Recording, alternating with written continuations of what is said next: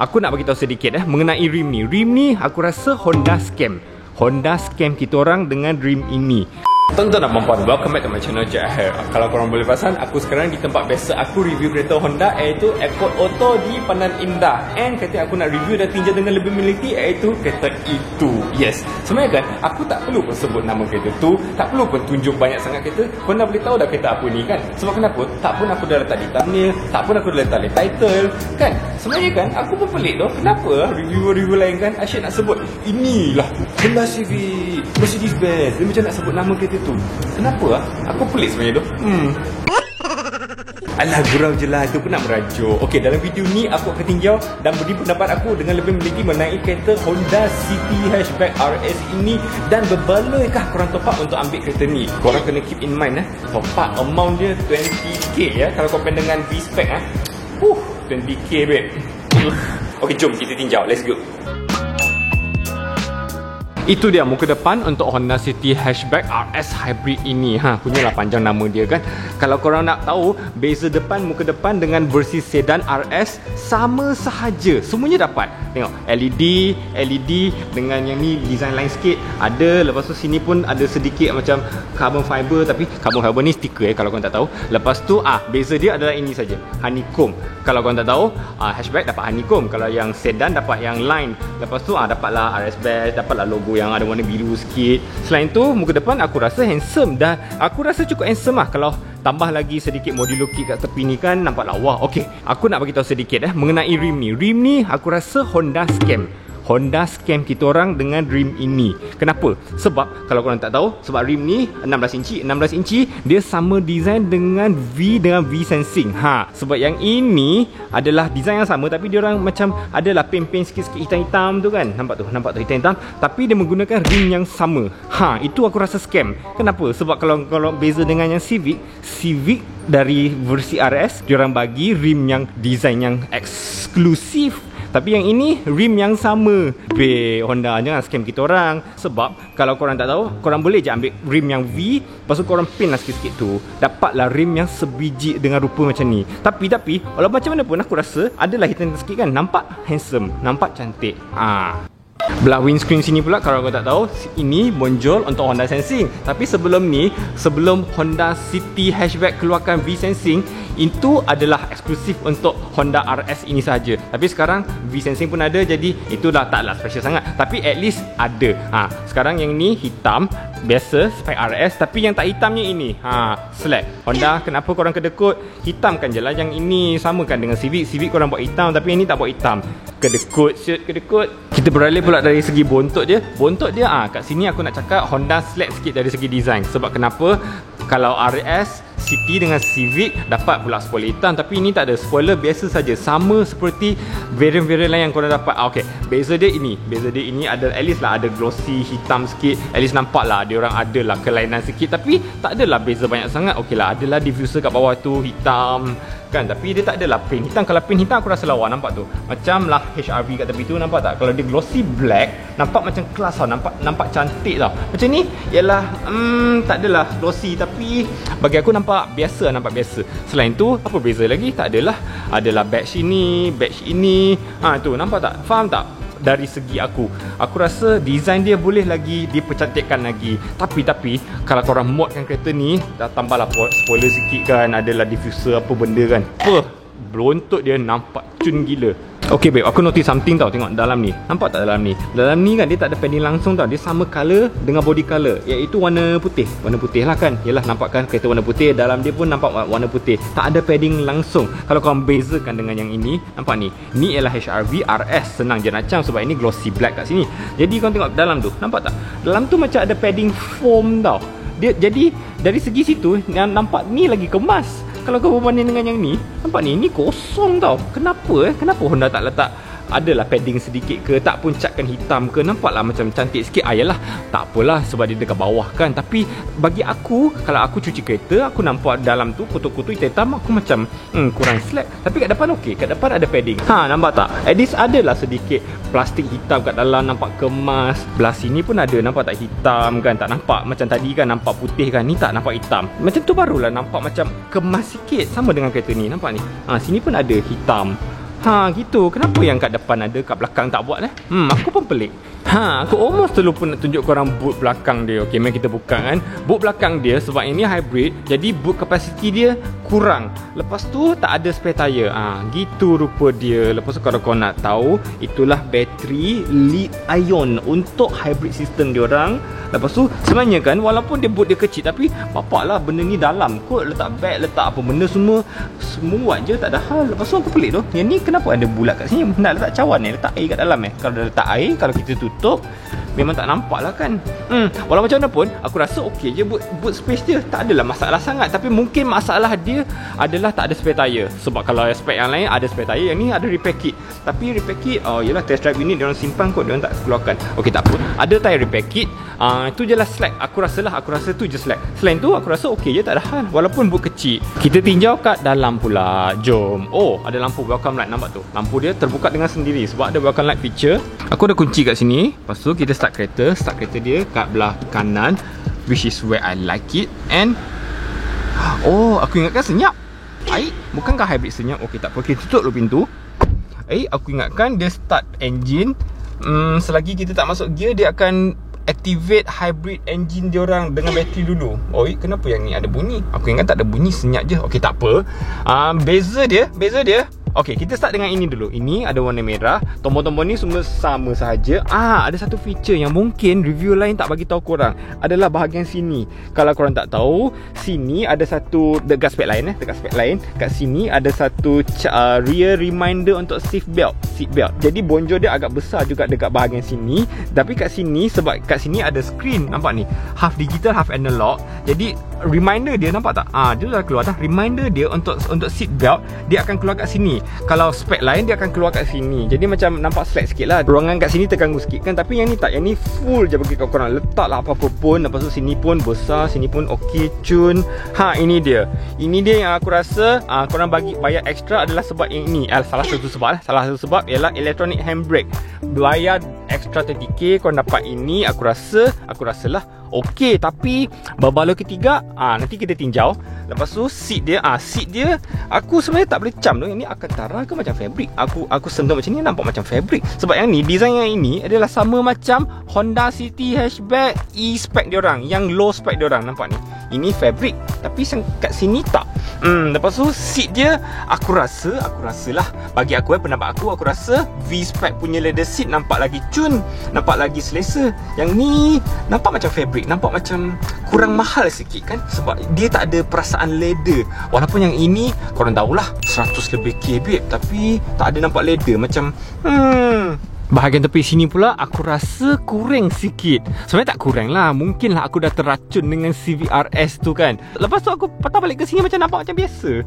Tapi tak boleh lah compare kan, harga pun dah lain, korang dapat segmen pun lain. Tapi aku rasa yang ni still lah macam mungkin boleh cantikkan sikit lagi. Mungkin lah letaklah glossy kat sini ke, pattern kat sini ke, adalah colour-colour kat sini ke, at least adalah sedikit kelainan. Kalau tak macam hitam je, tak adalah design sedikit. Adalah design sedikit kat sini. Selain tu gitu je lah. Lepas tu sini sini aku rasa slack. Tengok aku lepas pop, tak ada soft opening. Nampak dia laju. Honda boleh tak letak soft opening kat sini. Dah RS boleh letakkan, tak ada hal. Dah 20k dah, korang untung. Okay, dah alang-alang kan. Okay, kita on dulu lampu, kita double confirm. Okay, dah on. Kita double confirm, ada tak lampu kat bawah ni? Tak ada lah, tak ada lampu. Tapi yang peliknya, kat sini ada lampu. Tapi yang lampu dia letak dekat USB. Kenapa dia tak letak kat sini? Tak pun kat sini. At least adalah kegunaan dia sikit. Dia letak kat USB tu macam pelik lah. Okey, tak apa, kita sambung. Sini semua okey bagi aku. Space dia luas sebab kat sini tak ada handbrake, yang letak tepi lu. Sini tak ada handbrake. Sini tempat luas nak letak apa-apa pun. Lepas tu sini nampak tak? Yang ni adalah leather. Nampak tak beza dia? Dengan mata kasar kan boleh nampak kan? Yang ni leather. Lepas tu okey, padded macam biasa. Lepas tu korang beza dengan yang ni.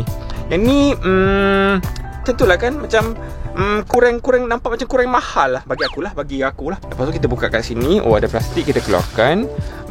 Ruangan dia besar macam biasa, tapi kosong, tak ada USB, semua tak ada. Lepas tu ini pun rasa dia quality macam biasa. Tutup, tak ada hal. Kita pandang ke atas macam biasa. Kalau RS, atas dia hitam. Lepas tu kita check, ni adalah LED. Tidak, lampu kuning biasa je. Sedihnya. Kita tak apa. Yang ni ada tak? Ada cermin. Ada, tak ada lampu. Oh, ada cermin tak ada lampu Oh, baru aku tahu Okey, pemegang semua ada. Lepas tu sini lampu kuning juga. Alah, slacknya lampu kuning dia orang bagi. Okey lah, tak apalah, at least ada juga lampu kan. Lepas tu sini ada tak lampu? Oh, ada cermin tapi tak ada lampu Skrin ni macam biasa, 8 inch, Android Auto, Apple CarPlay, semua okey. Sekejap, aku dah agak dah. Tekan. At least ada physical button. Aku suka dah kalau volume ada physical button. Memang lebih, gunaan dia lebih sesuai lah bagi aku lah. Lepas tu kalau kita patah ke sini, kalau korang tak tahu, ini ialah half digital, half analog. Jadi kontrol dia kat sini. Kontrol dia buatlah apa-apa pun, banyaklah benda boleh buat. Aku pun tak tahu nak buat apa dah. Okay, tak apa. Lepas tu ini leather macam biasa. Sebab ni lah memang dah RS kan. Kalau RS tak bagi leather memang nak kena pukul lah kan. Lepas tu yang ni kita check. Okay, atas bawah semua okay, tak ada hal. Tapi yang ni kan, kau nampak kan, yang ni RS, yang ni hybrid. Tapi yang ini bukan pedal shift tau. Diorang cakap ini adalah deceleration pedal.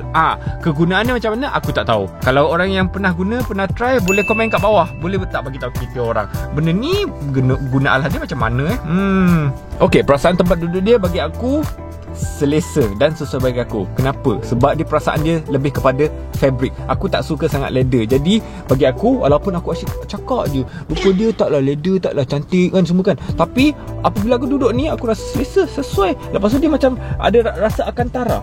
Yang peliknya aku tak boleh beza doh, yang ni Alcantara ke fabric. Tapi aku duduk kat sini kan, aku giling ke tepi, giling ke belakang semua, aku rasa buntut aku terlekat dek.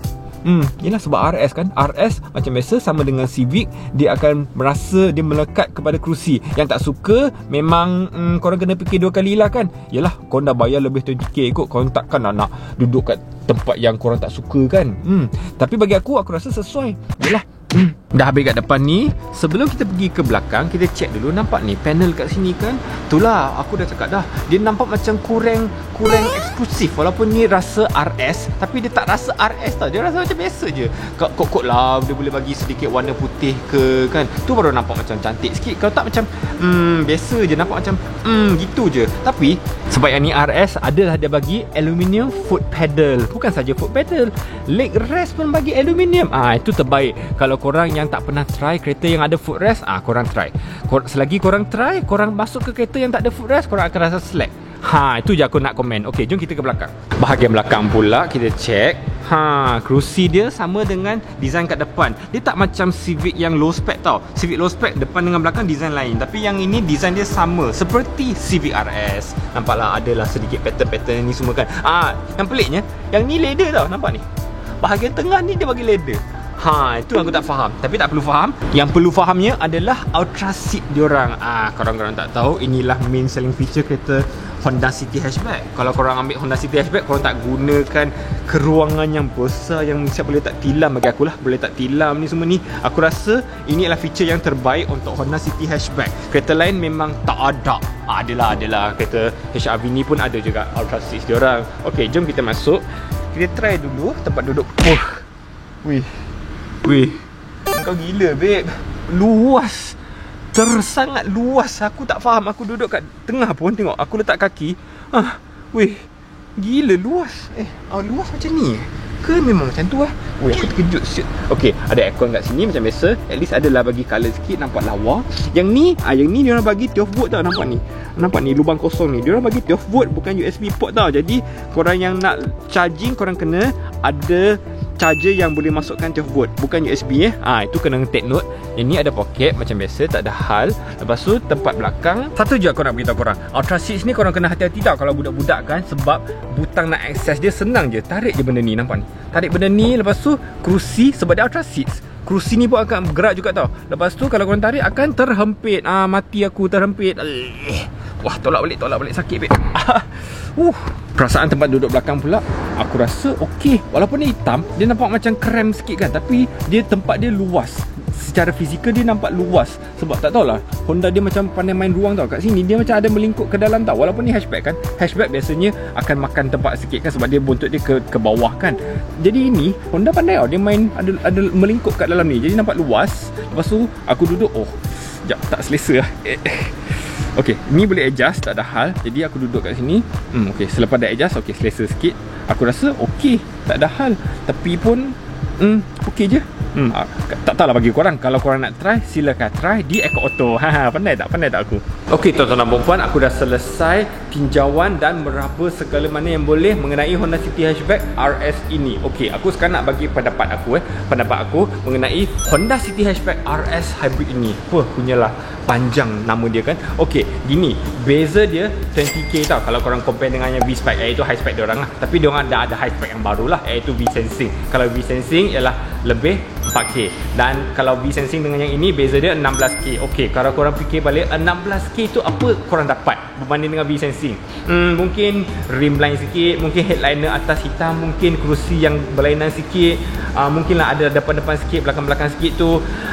Berbaloi tak duit tu korang tambah benda-benda yang aku rasa tak banyak sangat, tapi aku rasa harga yang paling mahal, tempat yang paling mahal, extra duit yang korang bayar tu adalah di, of course tak payah cakap lah, hybrid engine, hybrid battery, dan mungkin electronic handbrake.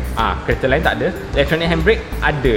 Jadi berbaloi tak korang nak ambil, tambahkan 16k untuk ambilkan kereta ni? Aku rasa Honda bagi kita terlalu banyak feature dan terlalu banyak aksesoris untuk kereta ni, dan tetap charge kita dengan harga yang itu. Faham tak teori dia? Sebab mungkin bagi aku, kalau diorang keluarkan kereta ini tapi keluarkan hybrid engine tu dan masukkan dalam model yang biasa, dan mungkinlah harga beza dia 8,000 dan mungkin ada hybrid engine dan spek yang biasa, aku rasa okey bagi aku. Harga yang mungkin acceptable sikit. Tapi yang ini dia macam, sebab dia bagi aksesoris yang mungkin bukan semua orang nak, tapi apa yang diorang nak ialah hybrid engine, tapi pilihan diorang terpaksa ambil kereta ini. Faham tak? Faham tak teori dia? Jadi bagi aku kereta ni adalah untuk orang yang bangsawan.